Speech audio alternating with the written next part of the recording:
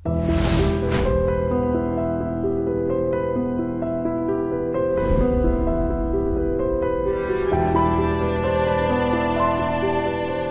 పిల్లకు అంత అన్యాయం జరుగుతూ ఉంటే అలా పిల్లను గ్రోవితో తలపై కొట్టుకునిచున్నారేమి స్వామి? ఏమిటి స్వామి ఉలకరు పలకరు? ఎట్లు ఉలికెదరు ఏమని పలికెదరు? భక్తికి రక్తికి లంకె పెట్టినారు కదా, లంకె.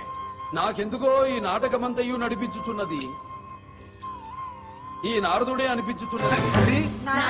నారాయణ నారాయణ, నోట్లో నాలికైనా లేని వాణ్ణి అతగానితో ఆ పిల్లని అన్నన్ని మాటలనమన్నది నేనా? ఏమో, ఏ నిప్పు లేనిదే పొగెట్లు వచ్చును నారదా? నారాయణ నారాయణ.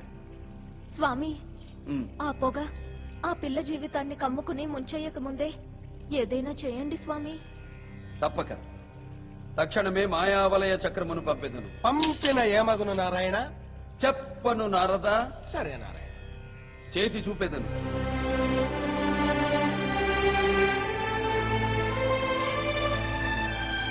మాయావలయ చక్రమా,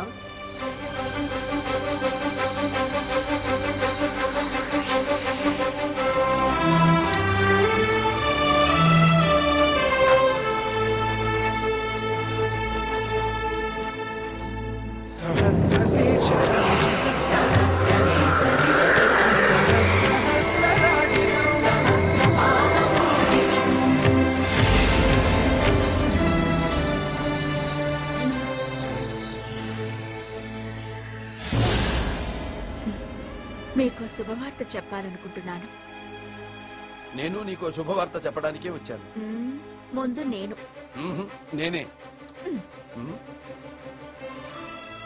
సరే, ముందు మీరు చెప్పింది నేను వింటాను, ఆ తర్వాత నేను చెప్పింది మీరు చెయ్యాలి. ఇప్పుడు చెప్పండి. నేను పెళ్లి చేసుకోవాలనుకుంటున్నాను.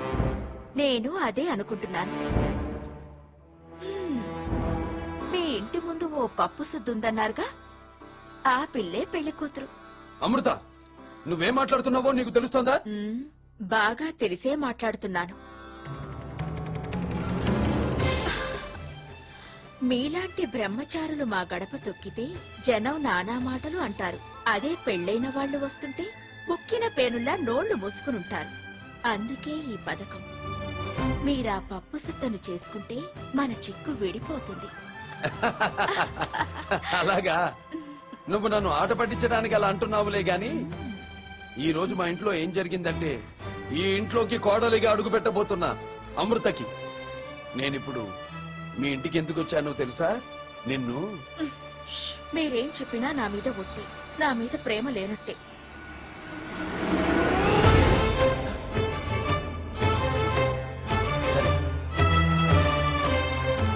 నువ్వంటే నాకు ఇష్టం. నీకోసం ఏం చేయడానికైనా సిద్ధం, ఏం చేయడానికైనా సిద్ధం.